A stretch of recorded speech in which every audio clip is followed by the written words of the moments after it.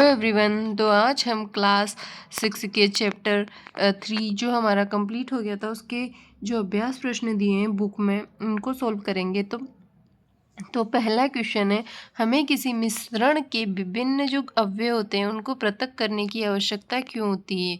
जो मिश्रण में विभिन्न सारे अवयव मिले होते हैं उनको हमें अलग करने की आवश्यकता क्यों पड़ती है।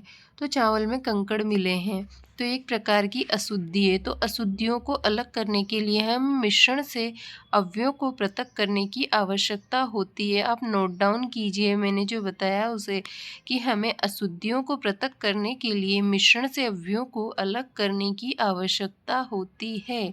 ठीक है, फिर इसमें पूछा है कि 2 उदाहरण दीजिए।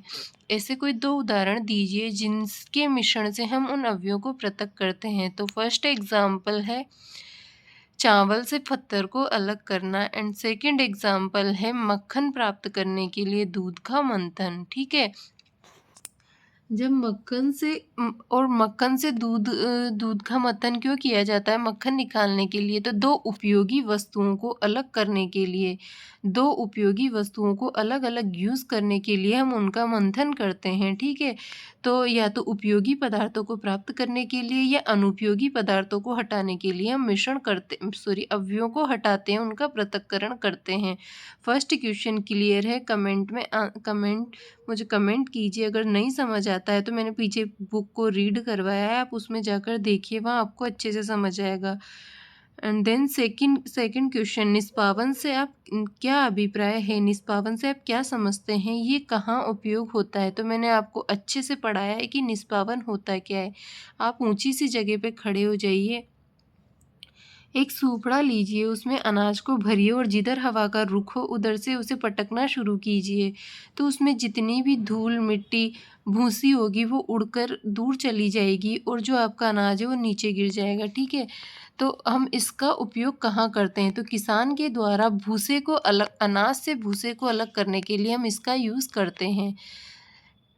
थर्ड क्वेश्चन देखिए, पकाने से पहले दालों के किसी नमूने से आप भूसे एवं धूल के कणों को कैसे पृथक करेंगे? तो भाई हमें दाल पकानी है, उससे पहले उसमें मिट्टी-विट्टी होती है तो उसको हम कैसे अलग करते हैं? तो पानी से धोकर हम उन्हें अलग कर सकते हैं। निष्पादन के द्वारा भी हम, जैसे हमारी चने की दाल है उसमें जैसे थोड़ा-सा भूसा है, मतलब धूल है, तो उसको हम निष्पादन के द्वारा भी अलग कर सकते हैं, बाकी धूल को धोकर भी अलग कर सकते हैं। ठीक है, चालन से क्या अभिप्राय है? ये कहाँ उपयोग होता है? तो चालन समझते हो? चाय जो होती है उसको चलनी से छानने के लिए जब हम चाय की पत्तियों को चलनी से छानते हैं तो हम उसे चालन कहते हैं। चाय की पत्तियों का पृथक्करण हो जाता है चाय से। रेत और जल, एक गिलास में रेत और जल मिला दो, इसके मिश्रण से आप रेत को तथा जल को कैसे पृथक करेंगे? तो पहले आप एक गिलास लेंगे, उसमें पानी डालेंगे, रेत डालेंगे, रेत नीचे बैठ जाएगी तो वो अवसादन होगा। जब बैठने के पश्चात आप ऊपर के पानी को निथार लेंगे तो वो निस्तारण होगा। तो किस मिश्रण से आप इनको पृथक करेंगे? तो अवसादन और निस्तारण। ठीक है, आटे और चीनी के मिश्रण से क्या चीनी को पृथक करना संभव है? अगर हाँ तो आप इसे कैसे करेंगे? मैंने बताया था आपको, अगर आपको याद हो तो, कि जब हम सेम साइज के दो चीज़ों को अलग अलग करने का प्रयास करते हैं चालन के द्वारा तो वो नहीं हो पाते हैं, लेकिन जब क्रिस्टल का साइज थोड़ा अलग हो तो उनको हम अलग कर सकते हैं। यहाँ आटा और चॉक पाउडर होता तो थोड़ी प्रॉब्लम होती, लेकिन आटा और चीनी का मिश्रण है तो उसे हम अलग कर सकते हैं। किस प्रक्रिया से? चालन द्वारा। पंकिल जल के किसी नमूने से आप स्वच्छ जल कैसे प्राप्त कर सकते हैं? जो गंदा सा जल होता है उससे आप स्वच्छ जल कैसे प्राप्त करेंगे? गंदे से जल में अशुद्धि नीचे बैठ गई है तो उसे पहले बैठना अवसादन के द्वारा, फिर उसको नितार लेंगे निस्तारण, फिर फिल्टर पेपर पर निस्यंदन के द्वारा हम उसे साफ करेंगे। ठीक है, तो तीनों विधियों के द्वारा हम स्वच्छ जल प्राप्त करेंगे। आप 8वां क्वेश्चन देखिए जिसमें दिया हुआ है कि फिल इन द ब्लैंक्स, रिक्त स्थानों की पूर्ति कीजिए। तो धान के दानों को डंडियों से पृथक करने की विधि को क्या कहते हैं? जब धान के जो दाने होते हैं उनको डंठल से अलग करने की प्रक्रिया को थ्रेसिंग कहते हैं। उसको ऐसे ऐसे पीटा जाता है, वही प्रक्रिया क्या होती है? थ्रेसिंग। या फिर सेकंड देखिए, किसी एक कपड़े पर दूध को उड़ेलते हैं तो मलाई उस पर रह जाती है। पृथक्करण की ये प्रक्रिया फिल्ट्रेशन निस्यंदन कहलाती है। समुद्र के जल से नमक प्राप्त करने की प्रक्रिया को क्या कहते हैं? समुद्र जल से नमक वाष्पन की प्रक्रिया के द्वारा प्राप्त किया जाता है। जब पंकिल जल को पूरी रात एक बाल्टी में रखा जाता है तो अशुद्धियाँ तली में बैठ जाती है। अशुद्धियों का बैठना मैं बता चुकी हूँ। अवसादन, स्वच्छ जल को पृथक कर लेते, निथाल लेते, निस्तारण, और ये प्रक्रिया क्या कहलाती है? निस्तारण। अब सत्य असत्य देखिए। दूध और जल के मिश्रण को निस्यंदन द्वारा, तो दूध और जल के मिश्रण को निस्यंदन द्वारा नहीं, हम आसवन मतलब पानी को भाप बढ़ाकर उड़ा देंगे या अपकेंद्रण मशीन के द्वारा अलग कर सकते हैं। सेकंड देखिए, नमक तथा चीनी के मिश्रण को निष्पावन द्वारा पृथक तो गलत है।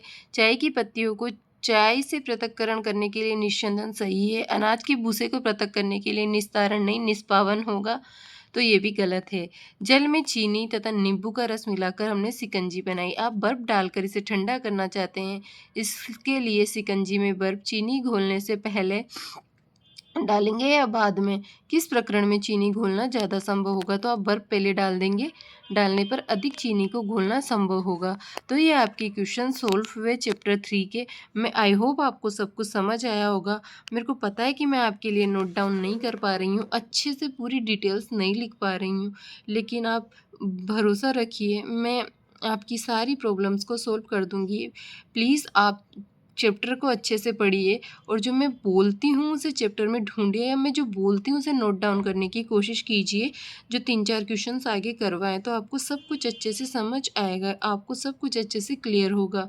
तो अगर कुछ भी समझ ना आए तो कमेंट कीजिए, मैं आपके कमेंट का आंसर करूँगी और जो भी बनेगा मैं वो आपके लिए सोल्यूशन करूँगी। तो आज के लिए इतना ही। जब तक के लिए जय हिंद, जय भारत।